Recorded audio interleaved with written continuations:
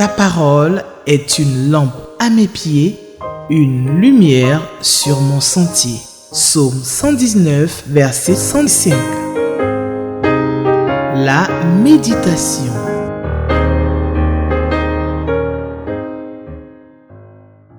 Téléspectateurs d'Espérance TV, je vous salue dans le merveilleux nom de Jésus-Christ de Nazareth, notre Sauveur et notre Seigneur. Je me réjouis de méditer la parole de Dieu avec vous et le texte que nous propose le lecteur de la Bible pour la méditation du dimanche 23 février 2025, c'est celui de Nombre chapitre 16. Pour certaines versions, versets 36 à 50, et pour d'autres versions, comme la version Semeur, dans laquelle je vais tirer ce texte, c'est le chapitre 17 dans cette version, versets 1 à 16. Je rappelle, dans certaines versions comme Louis II, c'est Nombre chapitre 16, versets 36 à 50, et dans d'autres versions comme la version Semeur, c'est Nombre chapitre 17, versets 1 à 16. Conformément à la démarche de la méditation selon les lecteurs de la Bible, nous allons prier pour que Dieu nous donne de comprendre ce que nous allons méditer. Prions. Père, nous te bénissons parce que tu prends soin de nous et tu pourvois à nos besoins chaque jour. Nous te bénissons parce que tu prends soin de nos âmes et ta parole vient pour nous nourrir et nous donner de grandir avec toi. Merci pour ce temps de méditation. Merci pour cette parole que tu nous donneras de lire et de méditer. Nous prions que par l'action de ton esprit, tu nous en donnes une compréhension claire. Surtout que cette parole réponde aux besoins de nos cœurs, chacun pour notre part. Merci de le faire au nom de Jésus-Christ. Amen. Nombre chapitre 16, versets 36 à 50 pour certaines versions de la Bible, ou alors Nombre chapitre 17, versets 1 à 16 pour d'autres versions de la Bible, comme la version Semeur, qui fait l'objet justement du texte que nous méditons ce matin. Nombre chapitre 17 donc, dans la version Semeur, versets 1 à 16. Nous faisons la lecture du texte. L'Éternel parla à Moïse et dit, « Parle à Éléazar, fils du prêtre Aaron, et demande-lui d'arracher de l'incendie les encensoirs et d'en répandre au loin les charbons ardents, car ils sont devenus des objets sacrés. » Que l'on prenne donc les encensoirs de ces gens qui ont péché et l'ont payé de leur vie et qu'on les martèle pour en faire des lames minces dont on recouvrira l'autel.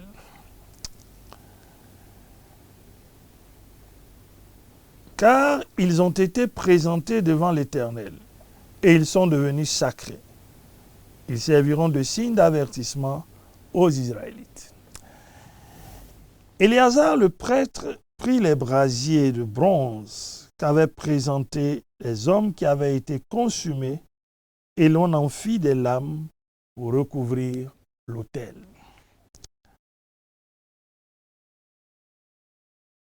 Ces plaques rappellent aux Israélites qu'aucun profane, étranger à la descendance d'Aaron, ne doit s'approcher pour offrir de l'encens devant l'Éternel, sous peine de subir le même sort que Corée et sa troupe, comme l'Éternel l'avait demandé par l'intermédiaire de Moïse. Verset 6, du chapitre 17. Le lendemain, toute la communauté des Israélites se mit à se plaindre de Moïse et d'Aaron en disant, « Vous faites mourir le peuple de l'Éternel. Mais pendant qu'ils s'attroupaient pour s'en prendre à eux et qu'ils se tournaient vers la tente de la rencontre, voici que soudain, la nuée la couvrit et que la gloire de l'Éternel apparut. Moïse et Aaron allèrent se placer devant la tente de la rencontre. L'Éternel dit à Moïse, « Écartez-vous de cette communauté et je les consumerai en un instant. » Alors, ils se jetèrent face contre terre. Puis Moïse dit à Aaron, « Prends vite ton ascensoir et mets-y des charbons ardents pris sur l'autel. Répands-y de l'encens et hâte-toi d'aller avec cela vers la communauté. Accomplis pour elle un rite d'expiation, car la colère de l'Éternel se déchaîne et déjà le fléau sévit. » Verset 12. Aaron fit ce que Moïse lui avait dit. Il prit l'ascensoir, courut au milieu de l'assemblée. Le fléau avait effectivement déjà commencé à frapper le peuple. Aaron répandit l'encens pour accomplir le rite d'expiation pour le peuple. Il se plaça entre les morts et les vivants, et la mort cessa de frapper. Le nombre des victimes qui périrent de ce fléau s'éleva à 14 700. Sans parler de ceux qui avaient péri à cause de l'affaire de Corée. Verset 15. Aaron retourna auprès de Moïse à l'entrée de la tente de la rencontre. Le fléau s'était arrêté.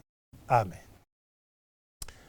Nombre chapitre 16, versets 36 à 50 pour certaines versions, et Nombre chapitre 17, versets 1 à 15 pour d'autres versions.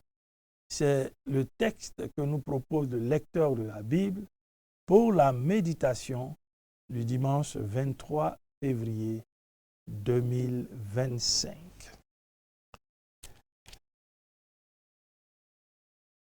La troupe à Corée, ceux qui s'étaient levés contre Moïse, qui avaient contesté l'autorité de Moïse, Corée, Dathan et Abiram, ceux qui les avaient suivis, ceux qui avaient pris fait et cause pour eux, contre Moïse, à l'issue d'une action que Dieu a faite, ils ont été engloutis, ils ont tous péri. Il se trouve que eux avaient également des ascensoirs. Et Dieu, dans le texte que nous méditons, donne des instructions à Moïse par rapport à ces ascensoirs de ceux qui avaient péché contre lui et qu'il venait de frapper. Dieu demande à Moïse de dire à Éléazar, le fils d'Aaron, d'arracher de l'incendie les ascensoirs et d'en répandre au loin les charbons ardents, parce qu'ils sont devenus des objets sacrés. Que ces ascensoirs puissent être des signes, parce que Dieu ne veut pas que de telles situations se répètent. Et la Bible dit au verset 4 de notre texte, au chapitre 17, Éléazar, le prêtre, prit les brasiers de bronze qu'avaient présentés les hommes qui avaient été consumés et l'on fit des lames pour recouvrir l'autel. Ces plaques rappellent aux Israélites qu'aucun profane, étranger à la descendante d'Aaron, ne doit s'approcher pour offrir de l'encens devant l'Éternel, sous peine de subir le même sort que Corée et sa troupe. Dieu parle à Moïse. Chers frères, chères sœurs, notre Dieu parle encore. Il n'est pas muet, il parle. Et en ce jour, il nous parle à travers la méditation de sa parole. Dieu parle à Moïse, Dieu donne des instructions à Moïse, et Moïse obéit aux instructions de Dieu. Et Moïse donne exactement la parole que Dieu lui a donnée. Éléazar entre en action et il fait ce que Dieu a dit à Moïse et qu'il a reçu de Moïse. Éléazar le fait textuellement. Chers frères, chères sœurs, l'obéissance est fondamentale dans notre marche avec Dieu. À notre obéissance est forcément attachée une bénédiction. Dieu aime ceux qui obéissent à sa parole. Dieu aime ceux qui l'écoutent et qui mettent en pratique ce qu'il dit. Moïse a entendu Dieu. Moïse a exécuté ce que Dieu lui a dit et Éléazar a été acteur dans la réalisation de ce que Dieu dit. On comprend que quand Dieu nous parle, il veut nous voir être responsables de ce qu'il nous a dit et il veut nous voir agir et travailler à la réalisation de ce qu'il nous dit. Nous pouvons avoir des collaborateurs, nous pouvons avoir des personnes ressources avec nous. Il nous appartient de veiller à ce que Dieu a dit puisse s'accomplir exactement. Chers frères, chères sœurs, es-tu de ceux qui obéissent à Dieu? Es-tu de ceux qui, en recevant la parole de Dieu, s'attellent à la mettre en pratique? Dieu veut des hommes et des femmes obéissants. La Bible dit de son Fils Jésus qu'il a été obéissant, dans Philippiens chapitre 2, obéissant jusqu'à la mort infâme de la croix. C'est pour cela que Dieu l'a souverainement élevé. Chers frères, chères sœurs, tu veux voir Dieu te donner d'avancer, de gravir les étapes, les échelons, de gravir les marches d'un escalier. Sois obéissant et tu verras, Dieu te fera avancer. Car au fond, c'est l'avancement de Dieu qui produit la joie, la vie, parce que sa bénédiction n'est suivie d'aucun chagrin.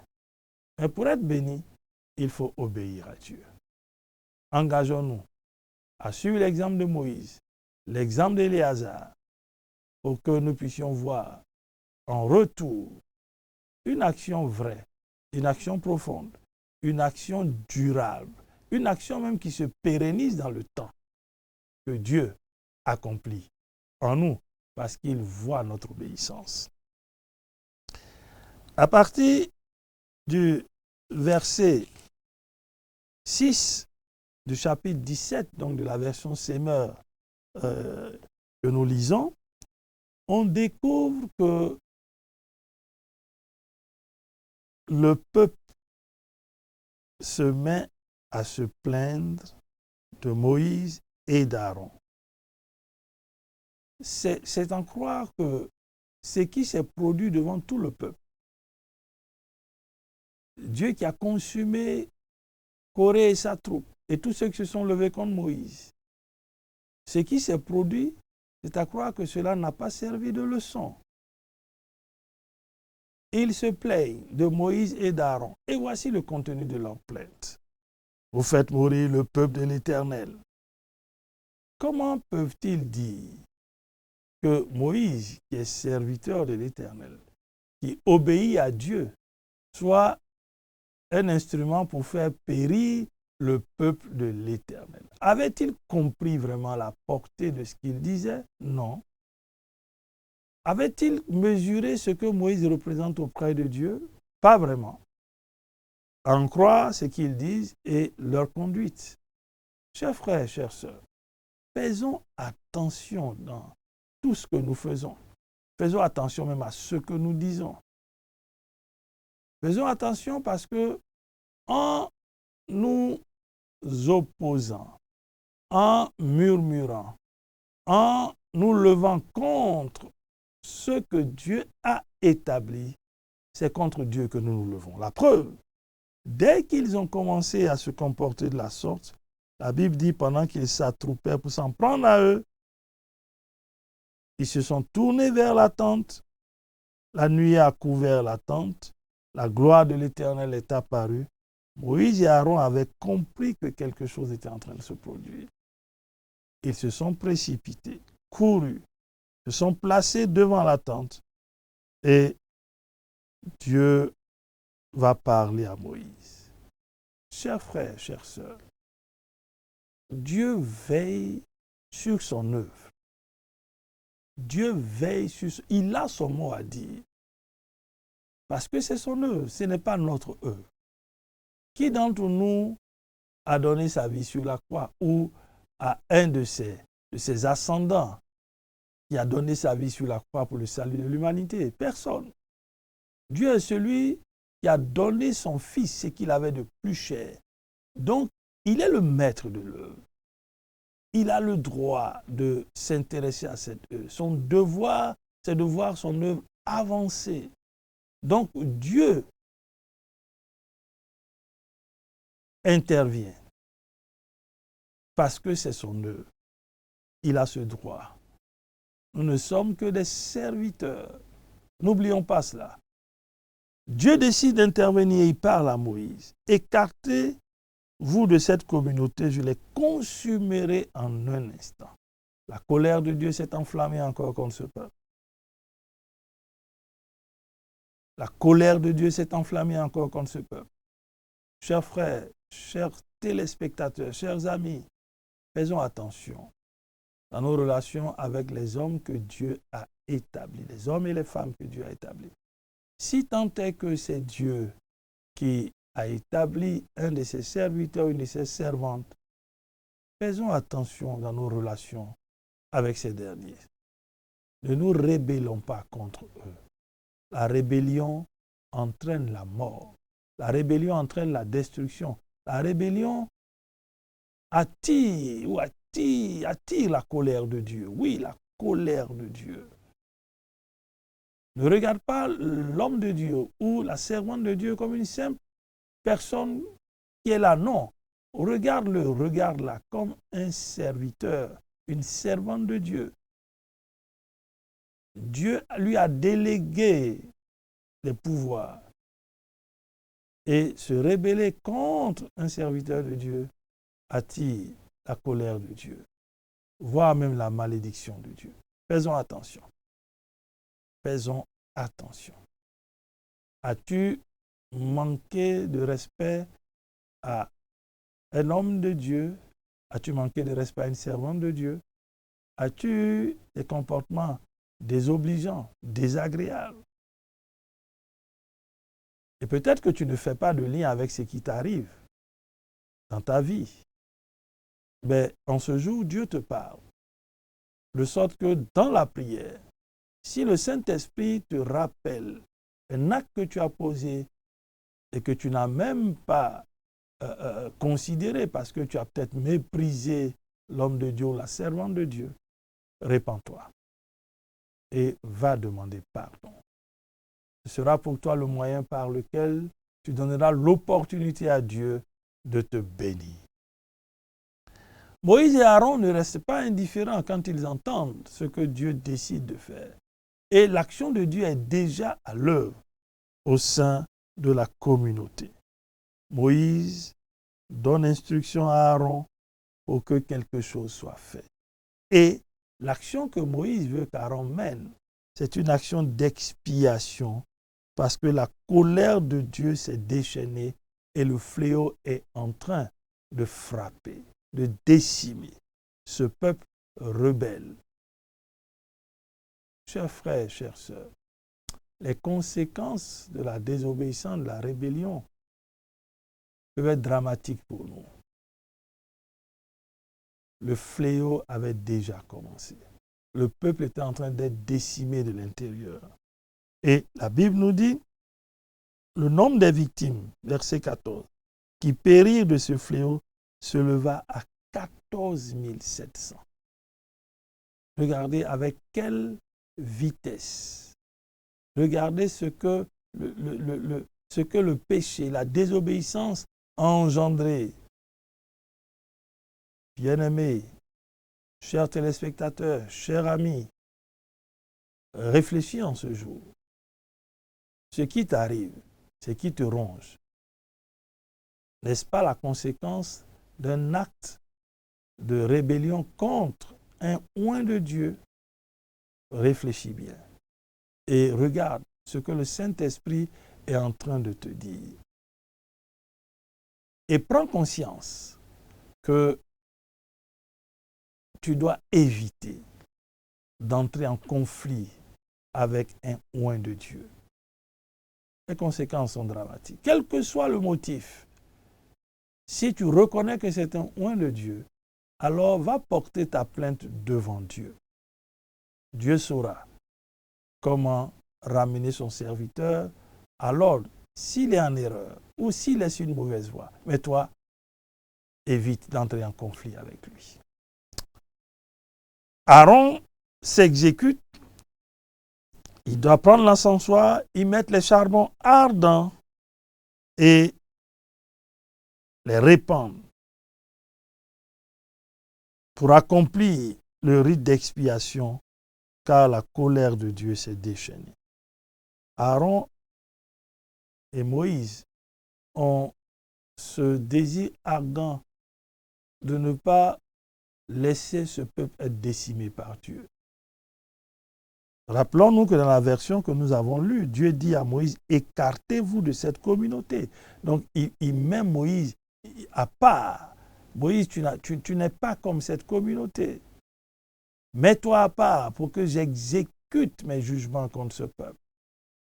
Chers frères, chères sœurs, la qualité de nos vies va nous donner d'être mis à part quand la colère de Dieu, quand le jugement de Dieu voudra s'abattre sur nous, sur notre famille, sur notre communauté, dans notre environnement ou sur notre nation.